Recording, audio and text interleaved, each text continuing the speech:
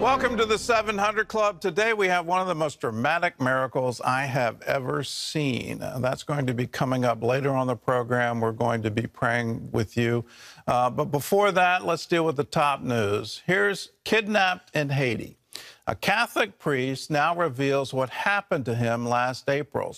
He was taken at the hands of the same notorious gang that abducted 17 missionaries a month ago. So how did his faith sustain this Haitian priest, and what finally led to his release?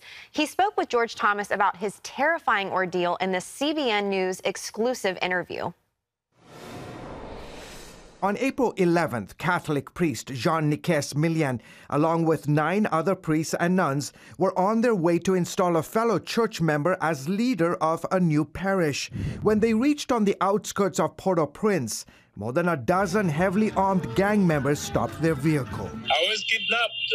Millian tells CBN News that the 400 Mawozo gang, the same group behind the October kidnappings of 17 missionaries, also abducted him. What did they demand from you? They demand money. How much? 1 million. 1 million US dollars?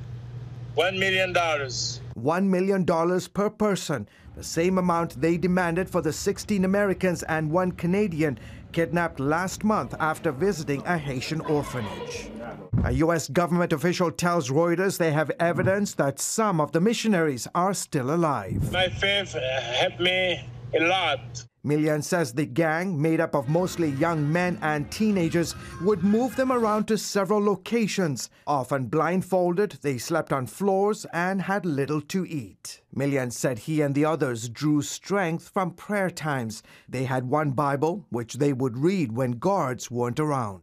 We said a moment of prayer in the morning, a moment of prayer in the midday, and a moment of prayer during the night. Millian's moment of freedom came 20 days later, after his parish paid an undisclosed ransom amount to the gang.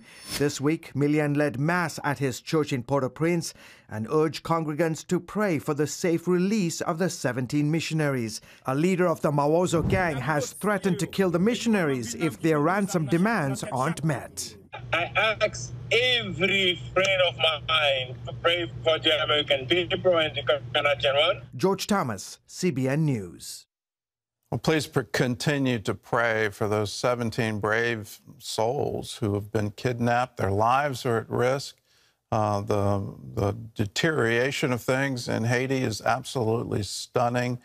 From the earthquake back in 2009 to today, it just seems to be hopeless there. But there's always hope with God. So let us pray and let's believe that He can do the impossible. Here at home, we've got other problems. Inflation is up, and President Biden's poll numbers are down. Rising prices have become a major political headache for the president, and the sticker shock won't be over anytime soon. Well, here's Jennifer Wishon with more. Millions of Americans are looking forward to hosting Thanksgiving dinner, but inflation is becoming an unwelcome house guest, putting a strain on the festivities. And it's not just the rising cost of turkey and pie hurting family budgets. This week, the Consumer Price Index, which keeps track of what people are paying, jumped 6.2% from a year ago, marking the highest level since 1990. It's a ripple effect, and that really puts a challenge as we go into the holiday season. A CNBC survey shows inflation now ties with coronavirus as the biggest concern facing Americans, and it's punching the president politically. Republicans were hitting the president hard even before this week's report showed inflation heading even higher.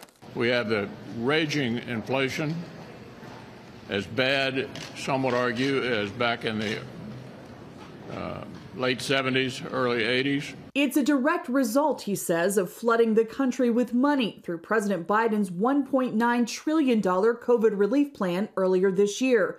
The president says the infrastructure plan passed this week will help alleviate bottlenecks in the supply chain. And thanks to those steps we're taking, very soon we're going to see the supply chain start catching up with demand.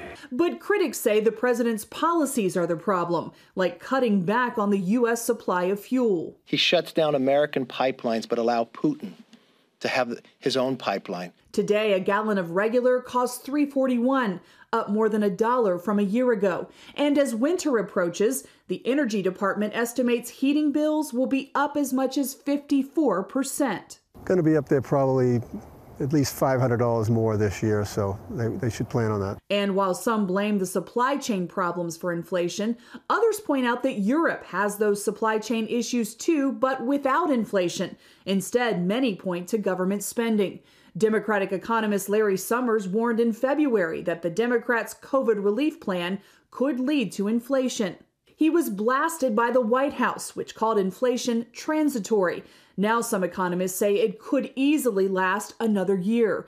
President Obama's top economic advisor, Jason Furman, says inflation is not slowing, it's maintaining a red-hot pace.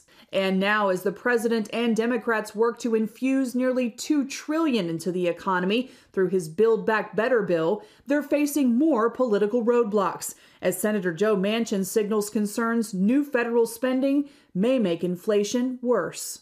Americans do know the pain because even though salaries are up, prices are up even higher, which means people are falling behind.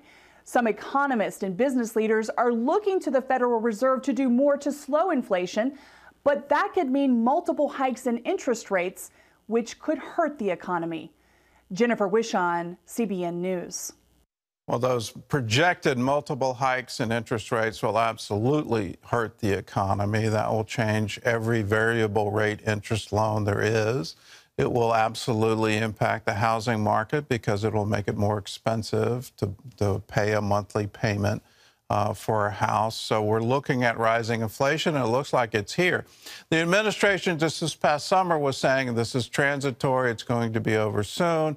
They keep talking about supply chain, but they're not talking about the stimulus packages and how printing money always leads to inflation. That's been in every single economy since there was money.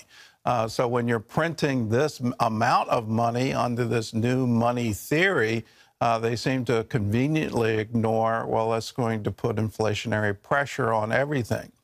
The stimulus packages have actually encouraged people to stay home. They haven't encouraged work, industry, savings, all of those things. And it's this huge demand that's been pumped up because the government is printing money. So instead of Build Back Better, what we're doing is building inflation. If you think Build Back Better is some kind of new political slogan, here's what former President Bill Clinton said after he was appointed special United Nations envoy for Haiti back in 2009. The second part of our mandate is to ensure the recovery effort has the assistance with the level of commitment we had when I did this work for the UN in the tsunami-affected areas. Our goal is to build back better. Better schools, hospitals, and housing, better public facilities and infrastructure, and much more effective disaster prevention and mitigation. Well, the plan back in 2009 was to build back better and to assist in the recovery effort. Haiti had this massive earthquake, and how do we build back roads? How do we build back infrastructure? How do we build back hospitals, schools? How do we build back a nation? And the answer was, well, we need more spending. The UN threw money at it. The Clinton Foundation raised a lot of money for it. But here we are 12 years later, and our first story today was all about kidnapping gangs in Haiti, how lawlessness is now everywhere. The economy is essentially non-existent. Employment is essentially non-existent. And so we can see Build Back Better didn't build back anything. So why do we think it's going to work here in the United States? What do we need to be focused on? And for me, we need to be focused on how do we build better families. Those are the fundamental building blocks of every successful culture in the history of the world. When you get away from family, when you get away from stable families generationally, the God of Abraham, Isaac, and Jacob, when you lose that generational continuity, you've essentially lost everything. Haiti is a prime example. The Dominican Republic, right next door, It didn't get a Build Back Better program, and today it's a whole lot better than Haiti.